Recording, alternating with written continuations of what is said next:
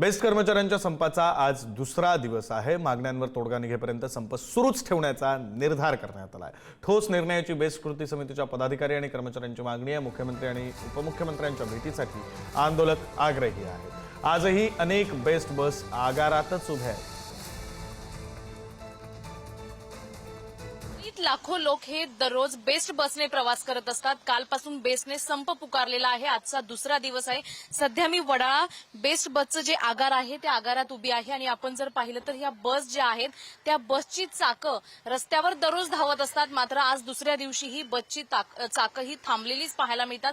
आपण जर पाहिलं तर यांच्या ज्या प्रमुख मागण्या आहेत त्या मागण्या गेल्या अनेक वर्षांपासून आहेत। 2016 पासून यांना ग्रॅज्युटी मिळाली नाही। त्यांच्या मागण्या ह्या प्रलंबित आहेत।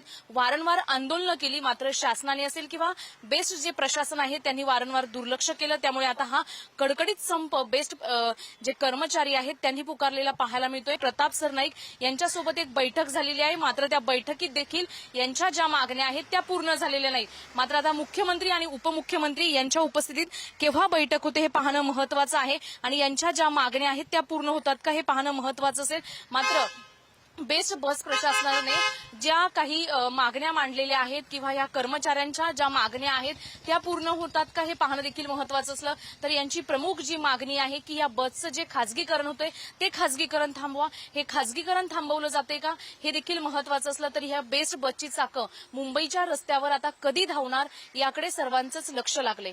कॅमेरामॅन सतीशसह शिल्पा नरवडे, पुढारी न्यूज, मुंबई। जी बस वर्षानुवर्ष मुंबईकरांना सेवा पुरवते तीच कालपासून ठप्प झालेली पाहायला मिळते। सध्या माझ्या पाठीमागे जर आपण पाहिलं तर हे कर्मचारी आहेत। 2016 पासून यांच्या ज्या मागण्या आहेत त्या प्रलंबित आहेत आणि त्यापासून 2016 पासून अनेक आंदोलनं केलेली आहेत। प्रशासनाने वारंवार आश्वासन दिलं, मात्र मागण्या काही पूर्ण झालेल्या नाही आणि आता कालपासून हा जो संप पुकारलेला आहे त्या संपामध्ये 3800 पेक्षा जास्त कर्मचारी सहभागी झालेले आहेत। आपण जर पाहिलं तर महिला कर्मचारी देखील आहेत, पुरुष देखील आहेत। सर्व कर्मचारी हे बेस्ट बसच्या ज्या बस आहेत तिथे कामावर न जाता त्यांनी बेस्ट बसचा जो आगार आहे त्या आगाराच्या बाहेरच ठाण मांडलेलं पाहायला मिळतंय। आपल्यासोबत काही स्त्रिया आहेत। ताई, घरातून डब्बा घेऊन निघालात आणि इथे कामावर न राहता बाहेर तुम्ही ठाण मांडले, काय करू शकत नाही मॅडम। सध्या आम्हाला गरज आहे, आमच्या गोष्टी आमच्या अपेक्षा पूर्ण करून घ्या, कारण की आम्हाला विलिनीकरण आणि आमचे जे कामगार वेटलिस्ट सरले त्यांना सगळं सामावून घ्या।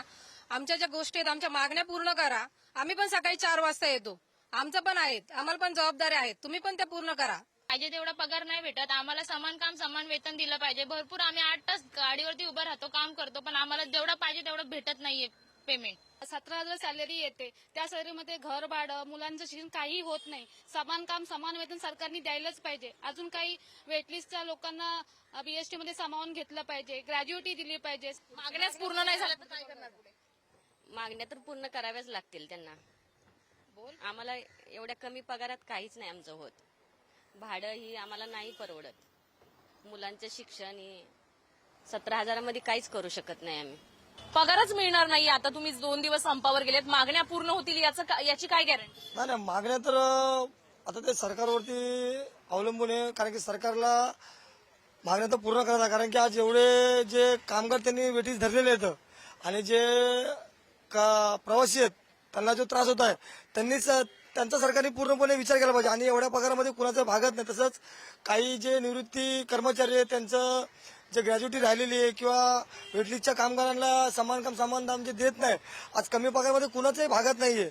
सरकारने पूर्णपणे प्रत्येक गोष्टीचा विचार केला पाहिजे आणि लवकरात लवकर प्रत्येकाच्या मागण्या पूर्ण केल्या पाहिजेत। कॅमेरामॅन सतीशसह शिल्पा नरवडे, पुढारी न्यूज, मुंबई।